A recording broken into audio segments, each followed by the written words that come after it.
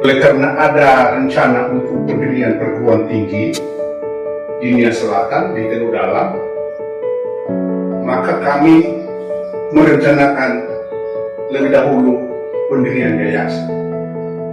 Yayasan itu kami namakan Yayasan Bamper Madani. Yayasan Bamper Madani ini hanya 2 orang pengurusnya, yaitu ketua dan sekretaris. Ketuanya adalah saya sendiri, Bambu Lahia, MA, dan Pendeta Sohel Manau, SMTH. Itu sekretarisnya. Jadi kami mendirikan yayasan ini sejak tahun 2002 untuk memayungi pendirian perguruan tinggi yang kami rencanakan. Itu awal daripada pendirian yayasan. Menghimpun tokoh-tokoh masyarakat dulu untuk mendiskusikan rencana ini. Kedua, mencari tenaga dosen. Dan ketiga, mencari tempat perkuliahan. Itu langkah awal. Kami memakai rumah Demang yang dulu menjadi rumah bupati yang sekarang. Itulah tempat perkuliahan dulu. Kemudian setelah dipakai itu, kita pindah ke SMP Negeri 1 di Telu Dalam. Setelah itu SMP Negeri 1 Telu Dalam, lalu kami menghibahkan tanah kami ini yang sekarang kita ada di sekarang sebagai lokasi untuk perguruan tinggi.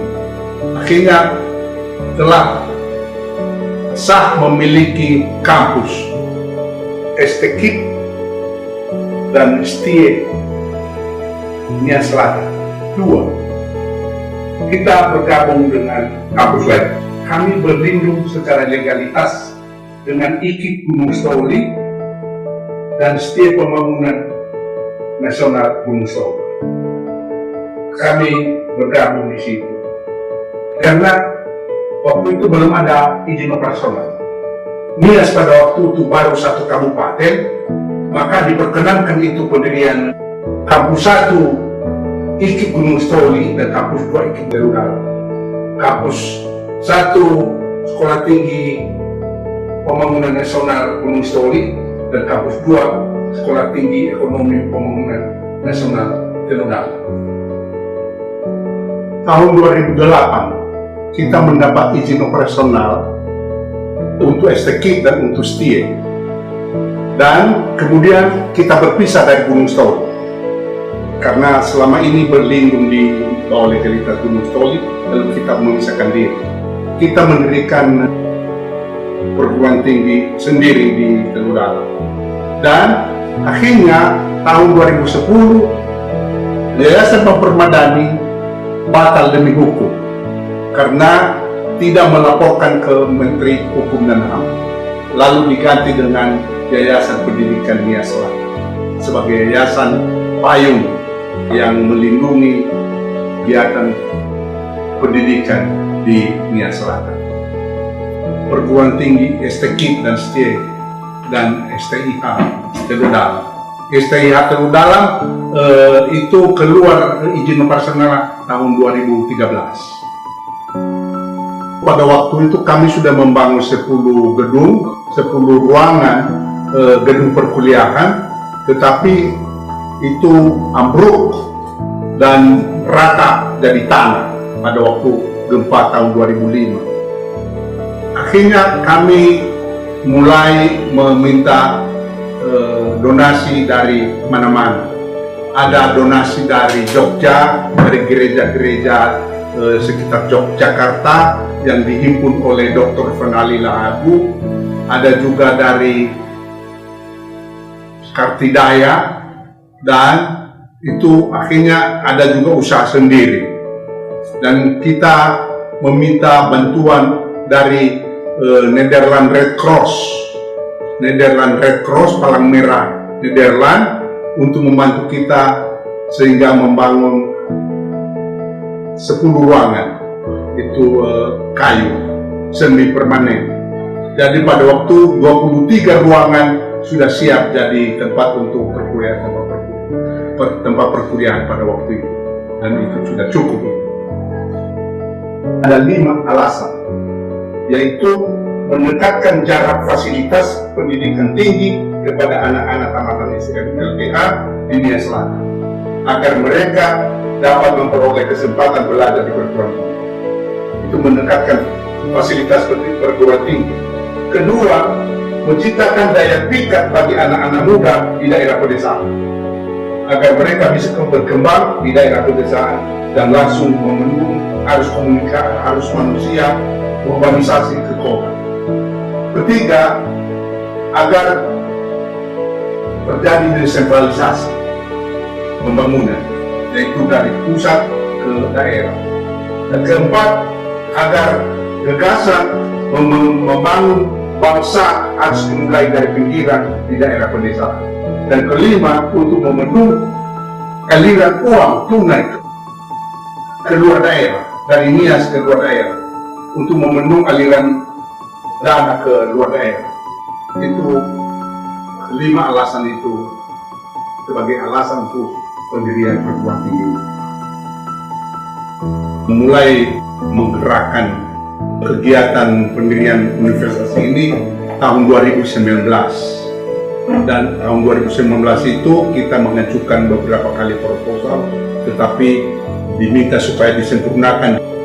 Alasan kita mendirikan perguruan universitas itu yaitu adanya modal, yaitu sudah ada STKIP, sudah ada STIE, dan sudah ada STIA.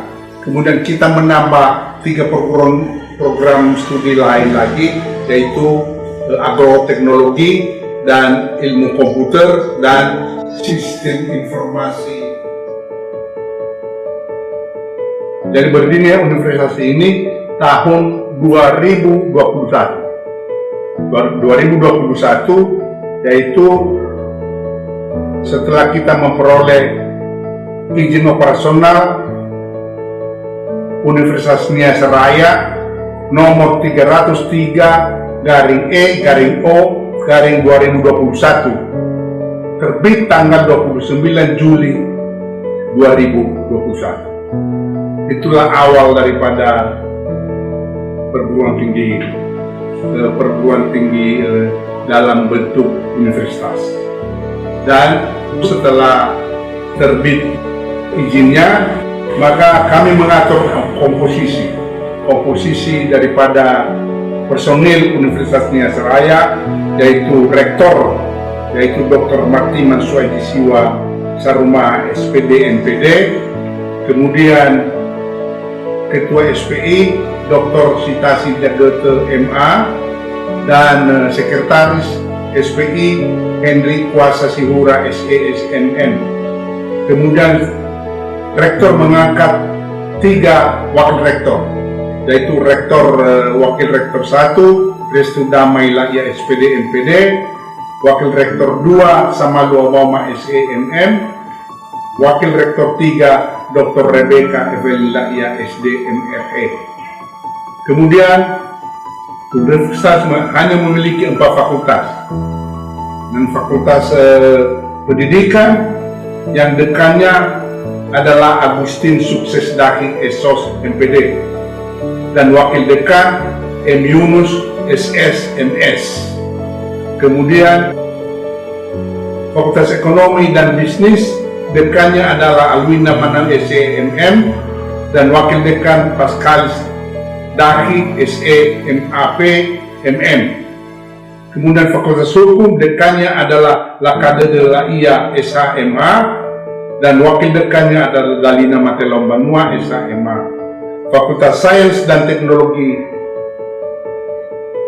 dekannya adalah Progresif Bulele SKM-MM.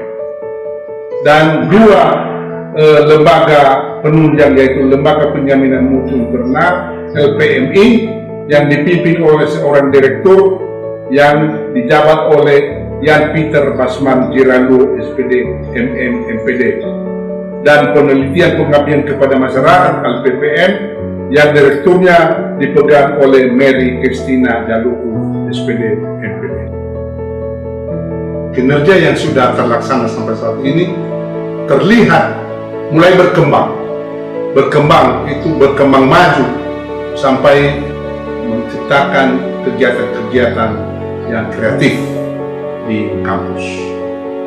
Kami harapkan bahwa rektor bisa mengarahkan kepemimpinan yang lebih baik lagi di masa yang akan datang. Kemudian menjalin kerjasama dengan perguruan-perguruan tinggi yang lain di luar universitas ini. Dan ketiga, mencari sumber-sumber beasiswa kepada para dosen untuk bisa mengambil program doktor. Kita mempersiapkan beberapa orang doktor di Universitas Nias Raya ini. Saya harapkan bahwa anak-anak muda tamatan SMA di Kabupaten Nias Selatan saat ini bisa tertarik dan bisa meneruskan pendidikannya di Universitas Nias Raya. Untuk tidak usah lagi itu pergi ke seberang untuk mencari sekolah-sekolah yang ada di luar daerah. Cukup di sini saja, karena mereka bisa terjamin itu jurusan-jurusan yang mereka harapkan. Kecuali jurusan yang tidak ada di Universitas Nias Raya ini, silakanlah itu ke luar daerah. Tetapi semasih program studi yang ada di Universitas Nias Raya ini, biar kita manfaatkan secara maksimal. Itu yang harapan kami. Target terbesar Bapak khususnya untuk Universitas Nias Raya. Nias Raya ini sebenarnya memiliki kampus yang permanen. Kita mau alokasikan ini kampus ini di kilometer 7. Ada lahan yang bisa memungkinkan pendirian kampus baru. Dan kedua, hendaknya anak-anak muda di Nias Selatan ini bisa tergerak dan terhimbau agar mereka menyelesaikan pendidikan di Universitas Nias Raya ini. Karena Universitas Nias Raya ini sudah banyak, ribuan sudah mewisuda sarjana, dan mereka sudah ditampung di beberapa departemen pemerintah dan swasta.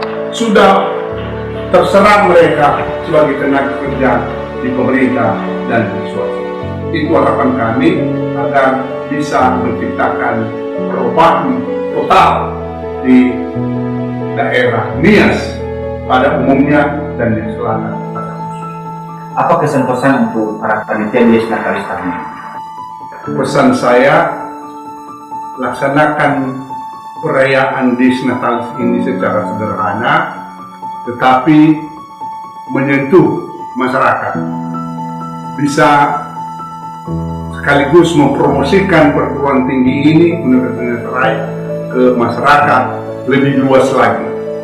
Itu harapan saya dari panitia agar mereka sungguh-sungguh mewujudkan cita-cita ini dan harapan ini. Satu, bersyukur kepada Tuhan Yang Maha Kuasa atas berdirinya Universitas Nias Raya yang telah kita bangun mulai dari tahun 2021. Dan kedua, bersyukur kepada masyarakat yang mempertaruhkan anak-anak mereka bisa belajar di kampus ini.